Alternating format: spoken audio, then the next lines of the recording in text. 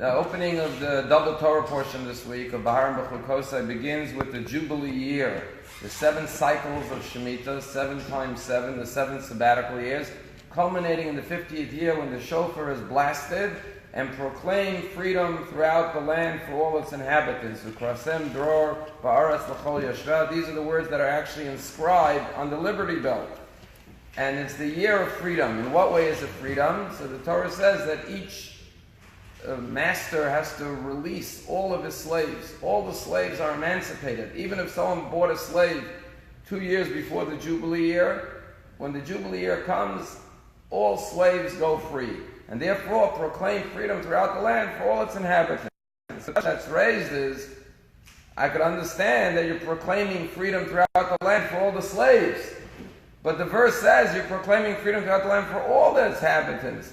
What segment of the population is slaves? A very small segment.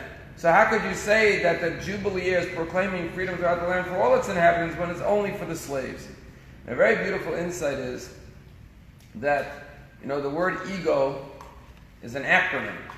It stands for easing God out. When it's all about you, or someone once said that an ego trip is a journey to nowhere. What kind of a person buys a slave in the first place? A person who needs to control, to govern, to manipulate, to feel powerful because he has a slave. That kind of person is the greatest captive, because they're in the prison of their own ego, that they need to feel empowered by the fact that they can dominate another human being. No human being should ever want to buy a slave in the first place, because every person should want the freedom of every person, and you shouldn't have to feel noble or powerful by controlling another human being. And so when the masters release and relinquish their power over their servants and set them free, they're not only setting free their servants, they're setting themselves free. When you give up control over another person and dominance over another person and you stop being controlling, you're actually freeing yourself from your own ego. But in the literal sense, it says every person should go home. Every person should go back to his home, to his ancestral land. And I want to share with you what I once heard from Rabbi Benjamin Blech when he spoke here in the shul, and he said the following.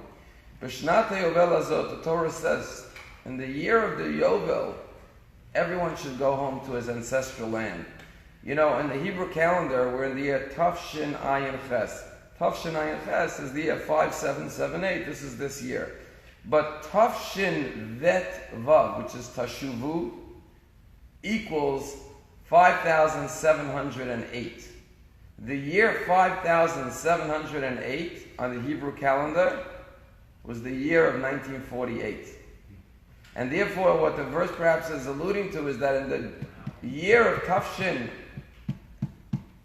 08, which is 5708, every Jew will go home to their ancestral land, will return to the land of Israel in the year Tafshin 08, which is 1948.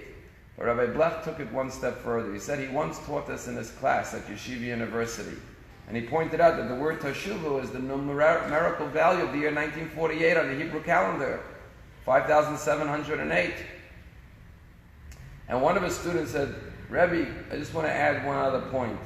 He said the word Tashuvu typically is written Tafshin Vav Vet Vav. In this verse, for some reason, it's written without the middle Vav. It's spelled Tafshin Vet Vav, which is why it equals 5708. And he said, maybe the verse is missing the Vav, which is the 6th letter of the Hebrew alphabet, because it's saying, yes, in the Jubilee year, in the year 5708, 1948, we will return to our ancestral land, but tragically we will go back home without the Vav, without the 6 million who perished in the Holocaust. And so, next week, the U.S. will open their embassy in Yerushalayim. And I believe this is another great milestone in this journey of realizing the ingathering of exiles, which will ultimately lead to the coming of Mashiach, when all Jews will be able to return to their homeland, to Eretz Yisrael.